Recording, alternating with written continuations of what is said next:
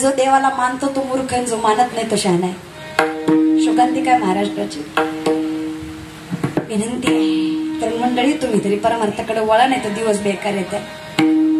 काय माणसं ह्या वयात परमार्थ तुम्ही तुमच्या घरात देव घरे आहेत?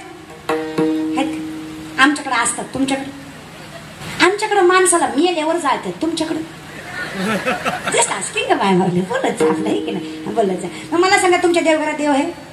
पुजता? पूजत जा. फुलं वाहता देवाला? ताजी वाहता कशी? ताजी ताजी माय माझ्या प्रश्नाचं उत्तर द्या. देवाला फुलं सुद्धा ताजी वाहता आणि काकड्याला सगळे म्हातारे बसवतात. परमार्थ दादा या महाराष्ट्रातला काकडा जेव्हा माझ्या तरुण मंडळी करतील ना, माझा महाराष्ट्र जगातील सगळ्यात उच्चांकावर असेल ना विश्वास मी काकडा पोरांनी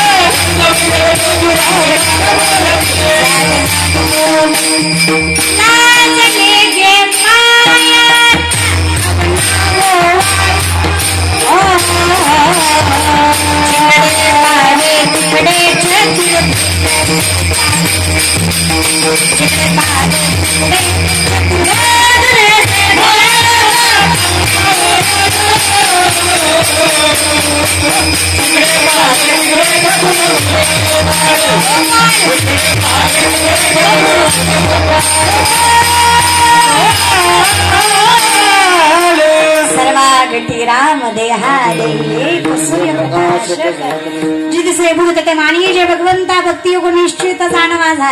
पण माझा प्रश्न आहे, ज्याला घरातला बाप कळला नाही त्याला पंढरीचा बाप काय कळणार आहे? ज्याला घरातली माय कळली नाही त्याला जगाची माय काय कळणार आहे? नवरात्राचे उपासन दुसऱ्या दिवशी बोकड देवी कुपती म्हणून हाणली पाहिजे कसर देव देव तुमचं अवघड झालं. काही नाही ठाईच बैसोडी आवडी अंत सहू विधी जाण आतराही पुराण हरिमुखे विठोपाय कुमार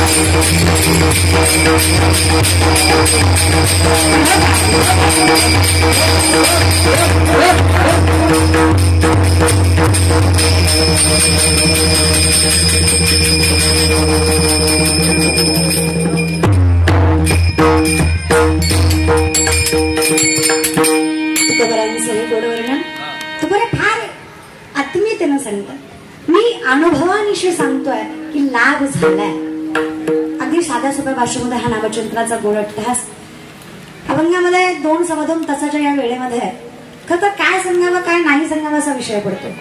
कारण श्राद्धाचं कीर्तन म्हणलं की प्रथम त्याही गोष्टीचं वर्णन करावं लागतं. बरं सुरुवात जिथून केली त्या संतांचं चरित्रही सांगावं लागतं. तर बुद्धीच्या कुवतीप्रमाणे अभंग सोडवण्याचा प्रयत्न आहे. जिथे काळजीही आहे आणि काळजीही नाही. काळजी आहे का तर देह जाणार आहे, पण काळजी नाहीये कारण देह गेला तरी जाणार. तुका म्हणे एक मरणीची उत्तमची उरे. दोन्ही गोष्टींचा अनुषंग आहे. अगदी जे देही उदास असा विचार करत ज्यांच्यामुळे हा कीर्तन सोहळा आहे असं मंगाचे कुटुंबीय, ज्यांच्या वडिलांच्या तृतीय पुण्यस्मरणानिमित्त बाप तरी ऐसा अभाव आहे त्याचा वंश मुक्ती सजावा फार गोड वर्णन करतात माऊली. बाप करी चोरी लेकराचे बुढी आपली पुरवंडी बाळगोणी बाळगोणी आपली पुरवंडी बाळगोणी एकाएकी केला निराशेचा धनी.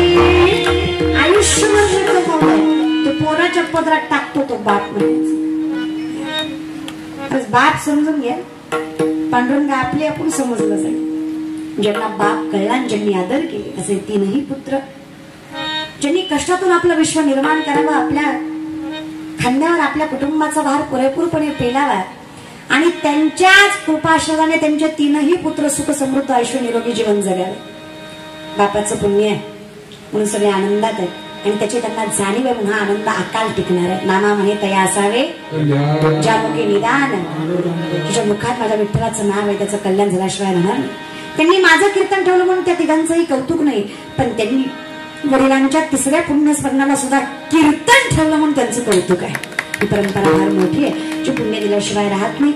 गोड टाळकरी, उत्कृष्ट गायनाचार्य, उत्कृष्ट मृदुंग वादक, सर्वांचे मनस्वी आभार. माऊलींची कृपा आहे की त्याचं नाम आपल्या मुखात यावं एवढा अधिकार त्या जगाच्या मालकाने आपल्या खांद्यावर दिला. फार भाग्यवान माणसं आपण. दास विठोबाचे धन्य आम्ही जन्म आलो, आम्ही दैवाचे दास. खूप भाग्यवान आहेत आपण, खूप भाग्याचा अपार आहे आपल्याकडे. म्हणून तुमच्या चरणावर तशा प्रणाम आहे. तुकोबराय म्हणले वयाच्या 22व्या वर्षी परम अर्थ कळला. त्याच्या अगोदर आपल्याला कळलं म्हणजे आपण भाग्यवानच आहेत मायबाप. काय ही त्यांची कृपा आहे की त्यांच्या अगोदर आपल्याला त्यांच्यामुळे कळला. त्याकडे लक्षात घ्या. उत्कृष्ट मुलींमध्ये दादांच्या मनस्वी गोड सेवा ज्यांनी केली चरणावर तशा प्रणाम आहे. माऊली तुम्हाला अविरतपणे अशीच वृत्तिंगता देवी माऊलींची मी प्रार्थना करते. त्याचबरोबर तुम्ही मायबाप इथे जमलात ज्यांच्यामुळे ही सर्व गुणवंत मंडळी माझ्यापर्यंत पोहोचली. असं महाराष्ट्रातील नामांकित किती कीर्तनकार महेश दादा साळुंखे तुमच्या माध्यमातून ही सगळी माणसं इथपर्यंत पोहोचली. तुमच्या भागाचं, तुमच्या तालुक्याचं, नवे नवे महाराष्ट्राचं वैभव आहेत. तर अख्ख्या महाराष्ट्राच्या कानाकोपऱ्यामध्ये जाऊन जी कीर्तन सेवा करतात आणि अगदी मोठ्या भावाप्रमाणे पाठीशी उभे असतात त्यांच्या चरणावर तशा प्रणाम आहे. कारण संप्रदायाचं वैभव वाढवणारी तरुण मंडळी असतील तर अजून काही देखील स्वरूप निर्माण होतं मायबाप. त्यामुळे सर्व कुटुंबातील मंडळी अगदी गोड सात्विक आणि सात्विक स्वभाव आहे. एकदम समंजसपणाने नम्रतेने जगतात ही माणसं आणि तुमचा भागच प्रेमळ आहे मुळात. तुमच्या चरणावर तशा प्रणाम. एवढ्या प्रेमाने तुम्ही जमा झालात. कारण मला या भागात कीर्तन करायचं म्हणलं की पहिल्यांदाच अंगावर काटा होतो. आम्ही ना ज्या भागात मी राहते पश्चिम महाराष्ट्र असं पटांगणाचा दे जरा पटांगणाचा भाग आहे. मोकळा वारं कुठेही लागतं, कुठेही महाराज उभा केला तरी उडून जाईल इतकं वारं लागतं. आमच्याकडे दमट वातावरण म्हणजे आता मला इथं आला ना मला तुम्ही किती पण केला मला घाम येतोच. कारण शरीराला सवय नाही वातावरणाची. त्याच्यानंतर माझा आवाज म्हणजे एक साधं की हे वातावरण लवकर सूट होत नाही मला. तुम्हाला सवय, तुम्हाला आमच्याकडे आल्यावर कसं वाटतं मला माहित नाही, पण मला इकडे आलं की लई वेगळं वाटतं माझ्या. त्याच्यामुळे तुमच्या भागात येईल आपण एवढं मात्र नक्की छत्रपती शिवरायांच्या पदस्पर्शाने पावन झालेला हे भाग आहे. इथली माणसं त्याच राजांप्रमाणे निष्ठावंत आणि तेवढीच प्रेमळ आहेत हा विश्वास माझा या भागाविषयी अनुभव आहे. खूप प्रेमळ भाग आहे. त्याच्याबरोबर चरणावर तशा प्रणाम आहे. काही चुकलं असेल तर क्षमस्व. विठेकरी आई असतील, त्याचबरोबर माईकडे दादा असतील, तुमच्या चरणावर तशा प्रणाम आहे माझा. कॅमेराकडे दादा सगळ्यांचे मनस्वी आभार आहे. माझ्याकडनं काही बोलण्यात ओघात काही शब्द एखादा चुकीचा केला असेल तर बुद्धीचा दोष समजा आणि सोडून द्या. बुडलेले गुरु वेडे वाकुडे उद्धरे म्हणत फक्त 5 गोष्टी कीर्तनात घ्या. माय बापाला कधी विसरू नका, धर्माला कलंक लागेल असं कधी वागू नका, व्यसनाच्या आधीन कधी जाऊ नका, नीती सोडून पैसा कधी कमवू नका. आणि ज्याने हे सगळं दिलं त्या माझ्या